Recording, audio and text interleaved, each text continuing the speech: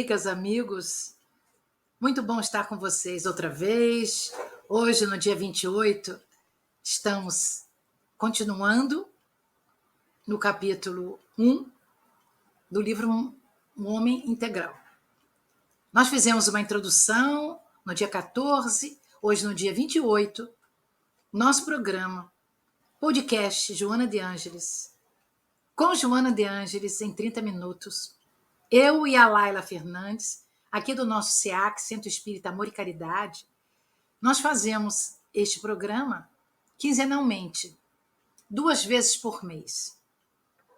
E hoje nós vamos tentar fechar este capítulo 1, que é um capítulo muito grande, muito denso.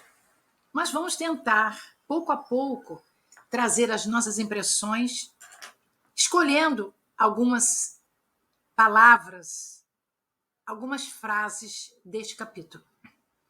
O capítulo tem um título instigante: Fatores de perturbação. E ela vai nos mostrar 5 fatores: a rotina, a ansiedade, medo, solidão e liberdade. Ela inicia numa introdução ao capítulo dizendo: as admiráveis conquistas da ciência que se apoiam na tecnologia não logram harmonizar o homem belicoso e insatisfeito. Ou seja, este homem se deixa dominar pelo materialismo utilitarista, que o transforma num amontoado orgânico, que pensa, caminha e vai fazer a sua jornada. Na realidade, no início dessa discussão, dessa aquisição da web, possuir, dominar e gozar por um momento seriam as metas deste homem que queria passar e ter informações. Por isso, ela vai nos dizer: este homem moderno estertora enquanto viaja nos níveis super confortáveis, fora da atmosfera, viajando no cosmos, vencendo as distâncias, interpretando os desafios e enigmas cósmicos. Ela faz um apanhado desse momento que o homem viaja para conhecer a Lua, Marte e tentar buscar algumas informações sobre o nosso sistema solar. Mas ela vai nos dizer: a perplexidade domina as paisagens humanas, porque dentro do homem ele se vê no dia a dia com problemas que o perturbam. Há, na realidade de Joana, uma psicosfera de temor asfixiante, enquanto do imo do homem muitas vezes emerge a indiferença pela ordem, pelos valores éticos e pela existência corporal. Hoje, amigos, a morte na rua, uma bala perdida, um desastre de automóvel, uma hecatombe, nos afeta, mas não da maneira como nos afetava no século passado.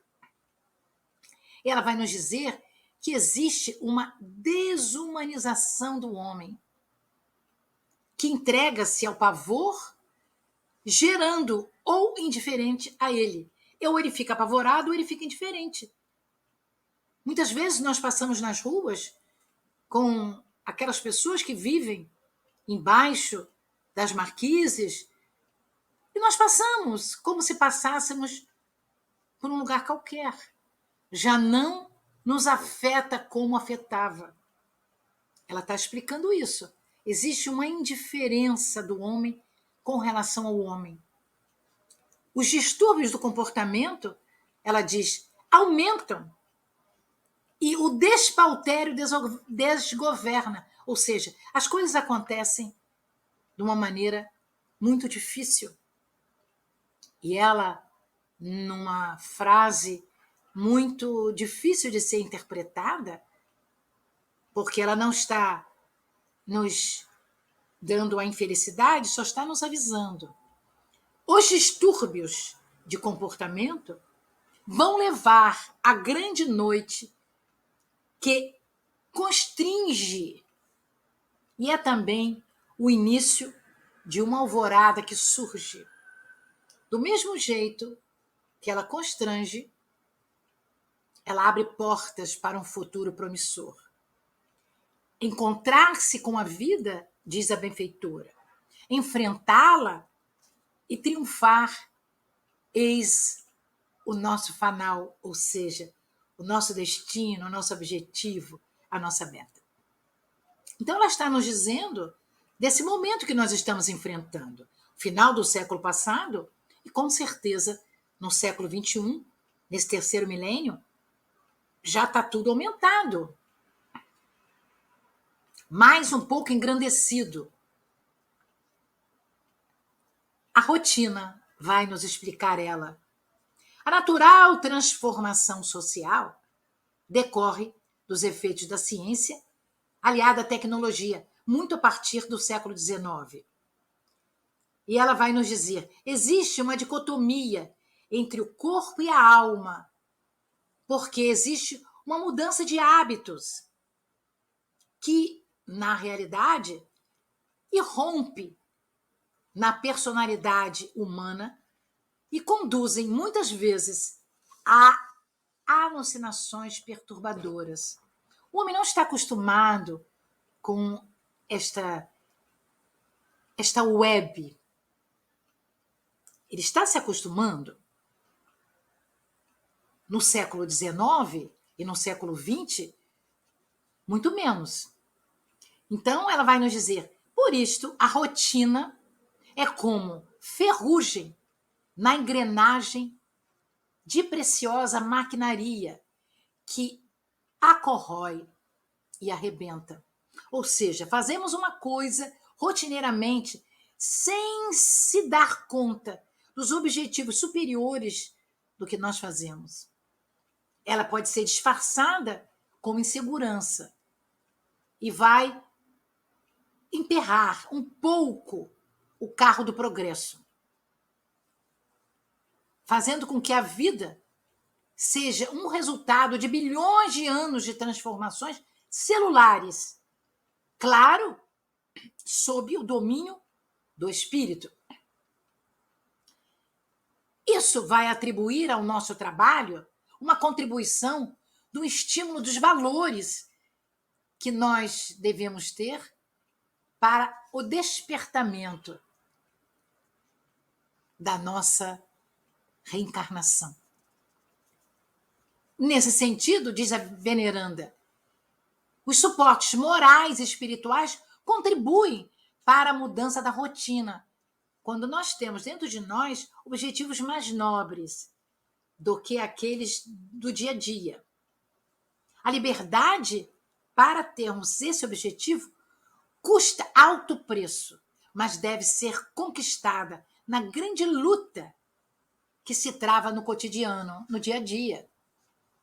Acordar, fazer sempre as mesmas coisas, objetivando o quê? Temos que perguntar, por que eu faço isso? De onde eu vim? O que eu estou fazendo? Para onde eu vou? O que eu quero fazer nesse intermédio? Como profilaxia terapêutica eficaz, nós temos os desafios propostos por Jesus. Colocar o reino de Deus dentro de nós, ampliando as nossas virtudes, as nossas boas obras, o nosso caminhar na luz. E Jesus nos mostrou que desenvolturas das propostas evangélicas facilitam a ruptura da rotina, dando saudável dinâmica a uma vida integral. Então, não precisamos ficar na rotina desgastante, reclamando da vida. Não temos necessidade disto. Daí vem a ansiedade, que é o segundo fator de perturbação. E ela vai nos dizendo, Não se deixando vitimar pela rotina, o homem tende, às vezes, a assumir um comportamento ansioso que o desgasta. Porque nós ficamos naquela ansiedade de completar o nosso dia a dia, o nosso checklist, para poder continuar no dia seguinte. E ela vai dizer, esse desgaste, com certeza, dá origem aos processos enfermiços que nos consomem. Acontece isso. A ansiedade é uma das características mais habituais na conduta contemporânea. Daí, nós temos o estresse, que é uma ansiedade continuada. Esse estresse vai nos levar a doenças psicossomáticas, que com certeza o profissional não vai conseguir identificar. Porque são muitas coisas que nos levam ao estresse. Então, por isso que existe dentro de nós uma competitividade para a sobrevivência. E muitas vezes nós somos esmagados pelos fatores constringentes da sociedade, nos tornando muitas vezes eticamente egoístas, querendo que o nosso falar, o nosso fazer seja mais bonito, tenhamos mais seguidores na web, como hoje nós dizemos. Quantas pessoas te seguem? Quantas pessoas veem o seu trabalho? Na realidade, isto faz com que a segurança predomine em nossas vidas. Há uma preocupação de se parecer triunfador, que nós somos mais lidos, mais ouvidos, mais temperados que os outros, nos levando a uma desumanização do nosso eu, da nossa persona, que já é um pouco egóica. E nós ficamos, muitas vezes, sem identidade e sem individualidade. Isso é muito difícil, isso é muito constrangedor. A ansiedade tem manifestações, limites naturais. Nós temos de ficar ansiosos quando nós temos alguma coisa importante para fazer.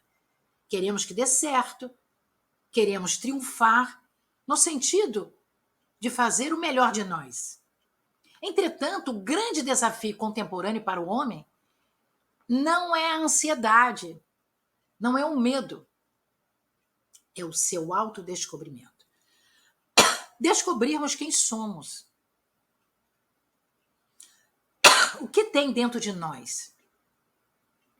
Para que nós possamos trabalhar esse sistema límbico, o sistema das emoções, carreando para nós as coisas melhores e não os conflitos.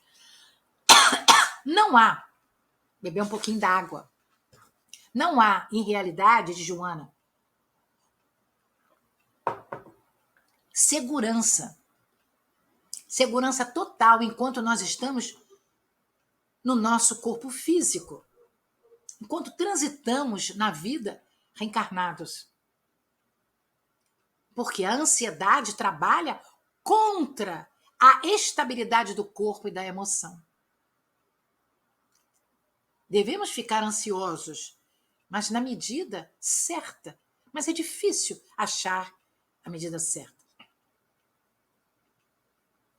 Queremos um emprego, vamos buscar um emprego. Existem pessoas que param no meio do caminho com falta de ar, com desequilíbrio e voltam. Não se sentem à vontade para chegar lá, fazer a sua entrevista de RH. Uma coisa simples, porque é um desejo dele, ele precisa daquele emprego.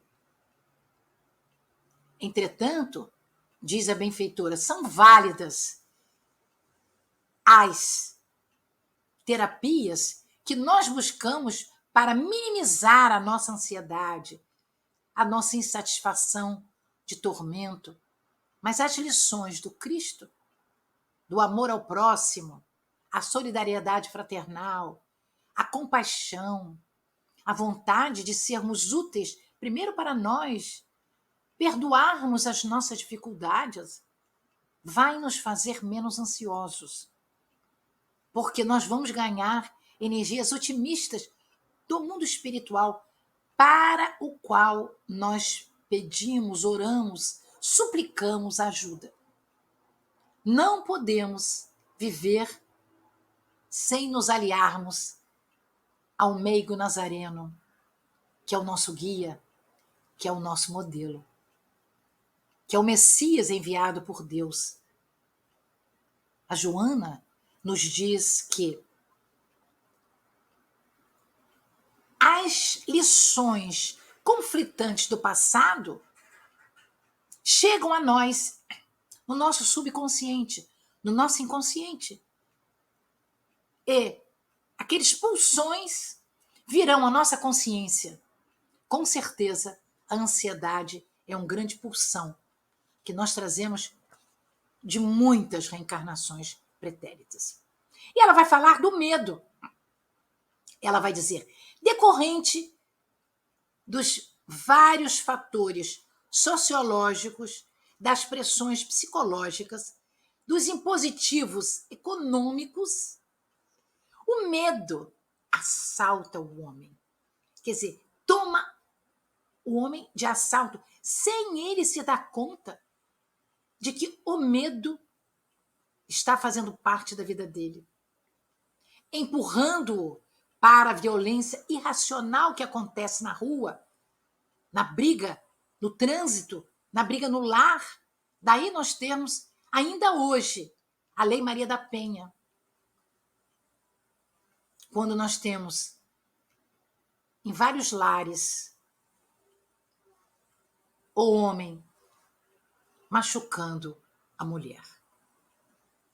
E ela vai nos dizer, neste contexto, a nossa sociedade encontra-se em xeque, porque são contextos também transitórios, tudo vai passar. Nós estamos no caminho do mundo mais regenerado. Imaginamos, nos instruindo para o nosso codificador Allan Kardec, que essa transição planetária está chegando ao ápice. Por isso que nós temos tantas hecatombes, tantas brigas, tantas dissensões. Porque os benfeitores nos dizem que esta encarnação, para todos nós, católicos, protestantes, espíritas, ateus, é a melhor encarnação nossa. É a reencarnação que vai nos levar a sermos avaliados pela divindade. Somos joio ou trigo? O trigo dá o pão, o joio é queimado. Então nós precisamos nos decidirmos se nós queremos seguir Jesus, porque ele já nos convidou a segui-lo mais de perto. Mas será que nós temos essa vontade hercúlea de seguir Jesus, ou só de vez em quando? Quando nós estamos fastiados de fazer alguma coisa, não temos nada para fazer, então vamos seguir Jesus. Há uma momentânea alteração de conteúdos com muita perda de significado. Então, essas gerações do século XIX e século XX perderam muitas vezes a confiança em si, porque existem mudanças muito drásticas na sociedade. E a veneranda vai nos dizer, no âmago das suas violações e protestos, do vilipêndio aos conceitos anteriores, vige o medo que atormenta e que nos faz ter sombras espessas colaborando com a nossa vida, mas sem necessidade de as tê-las. Existe, segundo a benfeitora, uma quantidade expressiva de atemorizados que trabalha e qualifica o medo, o receio em cada um de nós. Muitos de nós temos medo de sair à rua por causa da dificuldade, da segurança que as ruas no planeta nos permite visitar. Existem alguns lugares em que há uma coordenação melhor governamental, mas existem outros, como algumas comunidades no nosso país, no nosso estado do Rio de Janeiro. E ela vai dizer: quem, porém, não consiga seguir esta correnteza da nova ordem, fica afogado nas suas frustrações, no seu medo. Hoje nós encontramos, nas diversas casas espíritas, de vários estados, uma mudança de horários, facilitando alguns trabalhos mais cedo, para que as pessoas possam voltar para os seus lares um pouco mais cedo, por causa do medo, por causa deste problema social que agora está num nível muito alto. E a veneranda vai nos dizer: esta é uma sociedade amedrontada. E nós, a Carmen Silveira, e vocês que estão nos ouvindo, fazemos parte dessa sociedade. Ela não está falando para os outros, ela está falando para todos nós. As gerações anteriores também cultivaram os seus medos, mas muitos deles de origem atávica e alguns receios ocasionais. Mas os nossos receios são mais contundentes, são mais efetivos, são mais, aspas, diários. Talvez, diz a benfeitora, o excesso de tecnicismo com a correspondência ausente da solidariedade humana leve também a isso. Porque quando nós somos solitários, é porque nós estamos com tempo demais. Quando nós somos solidários, significa que nós ajudamos tanto que não temos tempo de pensar na nossa perturbação, no nosso medo. Porque nós temos um projeto de começo, meio e fim. Nós estamos no desenvolver daquele projeto. E a nossa vontade é que ele chegue ao seu final, ao seu objetivo. E aí nós não queremos parar. Mas ela vai dizer: todavia, é no cerne do ser, o espírito, que se encontram as causas matrizes desse inimigo rude da vida, que é o medo. Então, no espírito, situa-se esse inimigo nosso, que nós trazemos de outras reencarnações. Quantas pessoas têm síndrome do pânico? Quantas pessoas têm um desgaste físico e mental tamanho que elas não querem sair do seu quarto escuro? É uma depressão, muitas vezes levada pela ansiedade e depois o medo. Esses fenômenos fóbicos procedem das experiências passadas, nos diz a benfeitora, reencarnações fracassadas, nas quais a culpa não foi liberada. O sentimento de culpa está vigindo dentro de nós. Nós não o reconhecemos. Então temos medo de tudo. Diz a benfeitora: o medo, a culpa, é face ao crime que nós ocultamos de nós mesmos, transferindo-se a consciência faltosa, regulamentando algumas fobias, como o medo. É muito importante que a gente se dê conta de que no cerne da questão está o ser imortal, nós, espíritos. O medo fecha esse diálogo sobre o medo à benfeitora. É fator dissolvente na organização psíquica do homem, ou seja, naquele sistema límbico, nos lobos frontais e pré-frontais, que são os lobos da inteligência, do discernimento, do que nós podemos fazer, do que nós devemos fazer, predispondo toda essa engrenagem por somatização a enfermidades diversas que agravam e que aguardam correta diagnose e posterior tratamento. Muitos não acreditam nessa psicologia, nesse terapeuta, e nem no terapeuta Jesus. Então, nós dizemos que para algumas doenças temos que ter o ajudo da medicina,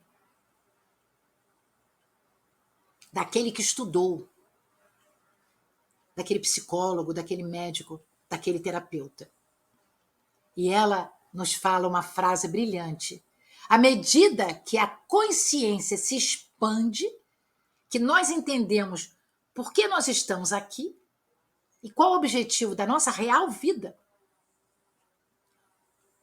e o indivíduo se obriga a entender mais, se abrigando na fé religiosa racional, ele fica livre do medo. Nós vamos nos lembrar, como exemplo, do Papa Francisco, que quando visitou o Brasil, ele saiu fora do script, entrou numa comunidade, naquela época chamada favela. Ele não teve medo, porque ele sabe dentro dele a sua função. Estou falando da religião cristã.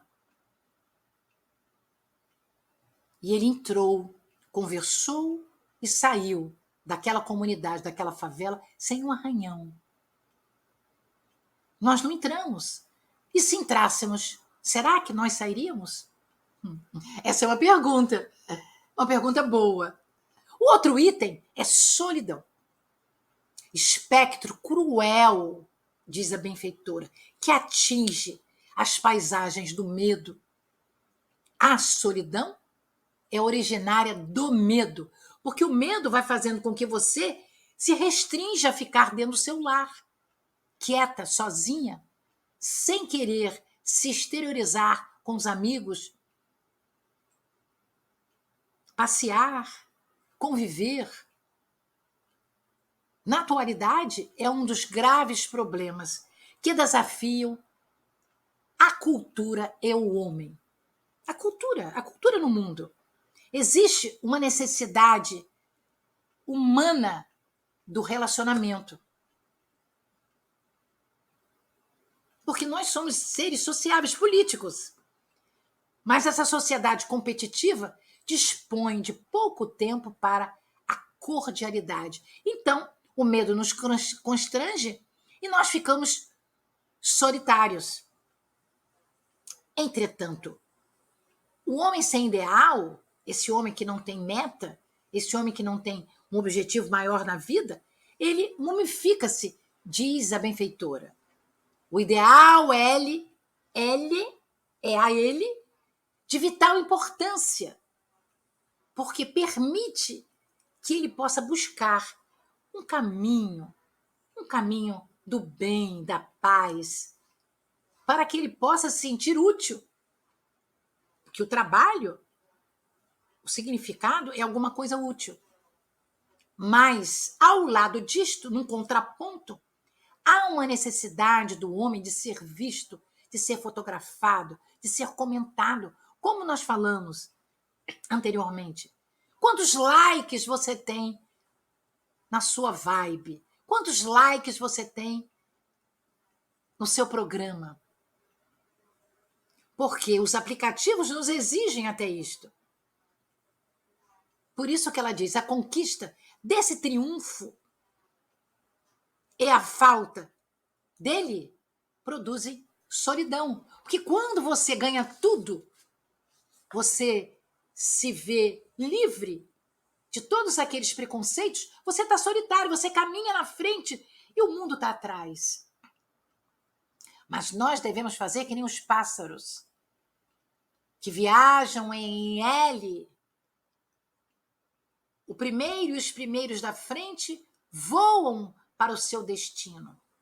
Quando eles se cansam, eles vão para trás e os outros que o estavam seguindo mais de perto pegam a dianteira. Para que aquele grupo possa chegar ao seu ideal. Quando cansam, a maioria deles, eles param no mar, na lagoa, em algum lugar, numa árvore, para descansarem. E a benfeitora vai nos dizendo: o irreal que esconde o caráter ilegítimo ou legítimo e as lídimas aspirações do ser, ou conduz à psiconeurose de autodestruição. Ou seja, se nós não temos um ideal superior, se nós queremos ter o poder temporal que acaba quando se enfraquece por algum motivo o nosso corpo físico, e nós somos levados outra vez a perdê-lo, e ele vai ser deteriorado, e o espírito volta ao mundo virtual, para muitos, mas real, para todos. Nós vamos nos conscientizando que o poder é ilusório, é temporal. Porque muitas vezes a ausência do aplauso nos amargura. Ninguém diz que eu sou boa, ninguém diz que eu sou bonita, ninguém elogia o meu trabalho. Muitas vezes esse aplauso é saudável para o indivíduo, porque o indivíduo assume que aquele aplauso, aquele parabéns, é para ele um incentivo. Mas muitas vezes é como um ópio, que cada vez você quer mais, cada vez você precisa de ser mais aplaudido, mais visto.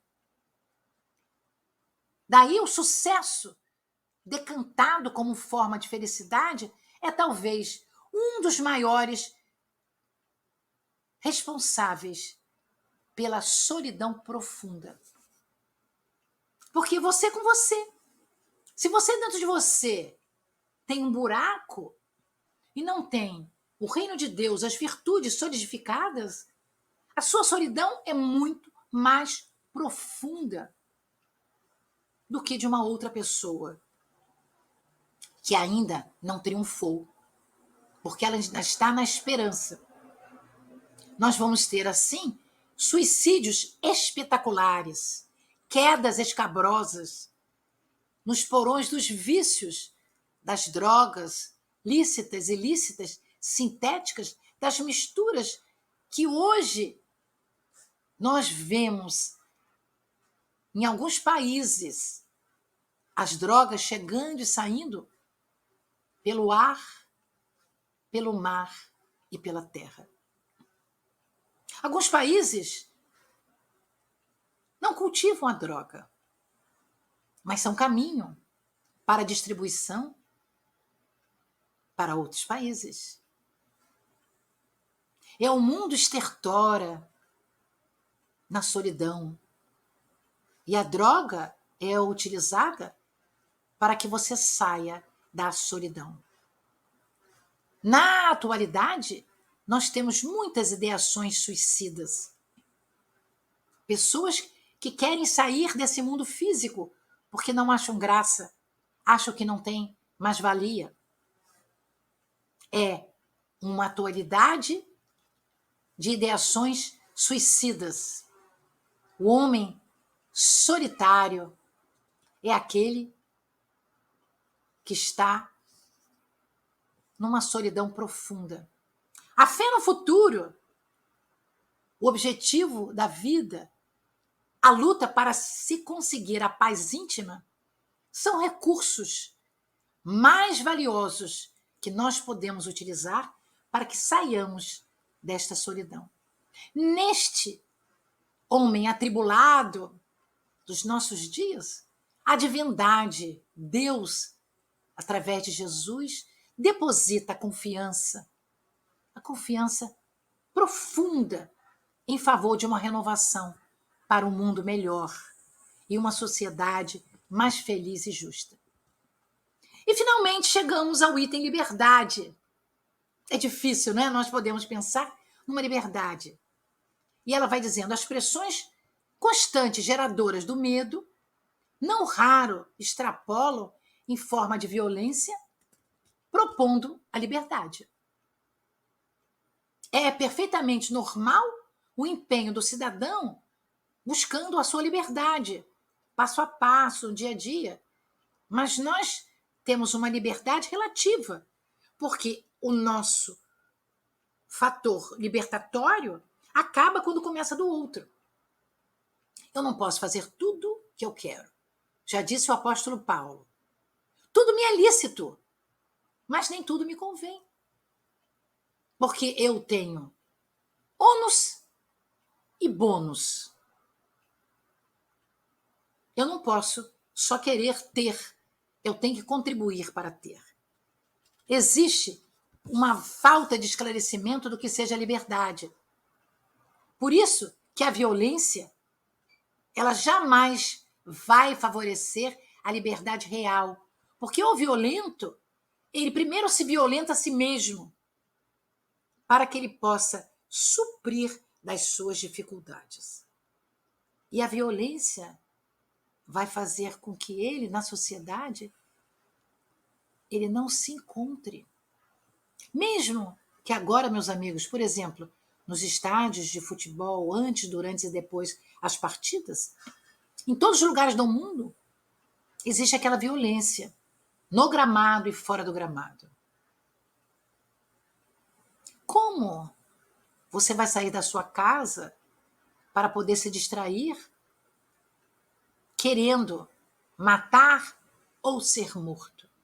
Não é distração, é pesadelo. Então ela vai dizer, a violência arranca o indivíduo de uma opressão política. Ele muitas vezes ele opta para seguir alguma coisa que não é libertatório. Ele vai justamente ficar preso àquele ideal, àquela ideia que não é originalmente boa. Essa violência, diz a veneranda, retém, porém não doa.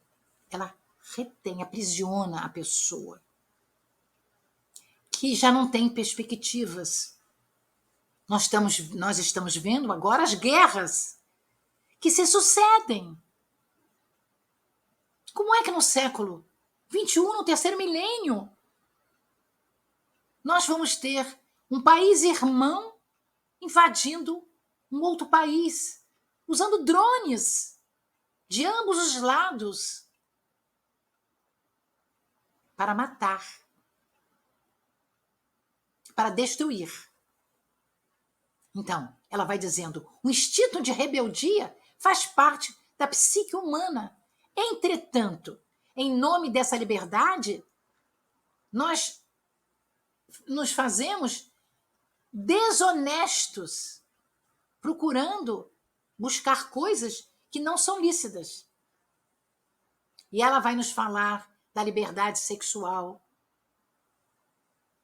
que tem que ter liberdade sexual. Mas nós chegamos, talvez, aos exageros, em que tudo é sexo. Nós vemos a pedofilia, nós vemos os estupros, nós vemos as pessoas que tem fobias, que tem sentimentos de culpa, usando aspas de uma possível liberdade para constranger o outro, em especial no quesito sexual. E ela vai nos dizendo: a liberdade é um direito que se consolida na razão direta em que nós evoluímos para formarmos um planeta melhor. Vamos, então, em verdade, imaginarmos, entendermos que Deus é aquela energia, aquele no sentido da causa primária de todas as coisas. É a causa primária de todas as coisas. Deus está dentro de nós, porque nos criou simples e ignorantes, e nós vamos, na fileira do tempo, caminhando para uma liberdade. Nós temos, por exemplo, Mahatma Gandhi, que libertou o seu país do jugo inglês, sem contendas, sem desesperações. Ouvindo uma grande palestra do Divaldo Pereira Franco, na 70ª Semana Espírita de Vitória da Conquista, em que Divaldo falou dos pacificadores, nos deu o exemplo do Albert Schweitzer e da Madre Teresa de Calcutá, que saíram de si para ajudar o próximo. Então, queridos amigos, nós esperamos que esses fatores de perturbação nós possamos entender um pouco melhor. Vamos ler e reler o capítulo 1 do livro O Homem Integral. Mas para exercício semanal, nós queríamos dizer para vocês: busquem estudar a obra Entrega-te a Deus, no quesito intolerância. Também trazemos iluminação interior, falando da tolerância. Ou seja, tolere o agressor, se torne espiritualmente superior a ele. Porque quando alguém nos agride, nós nos nivelamos a ele, nós perdemos a oportunidade de nos mostrarmos melhores. Assim, amigos, esperamos que vocês tenham gostado da nossa fala. Até a próxima semana, até o próximo 15 dias, quando nós vamos ver o nosso capítulo 2 do Homem Integral. Paz nos corações, que Joana possa nos abençoar sempre.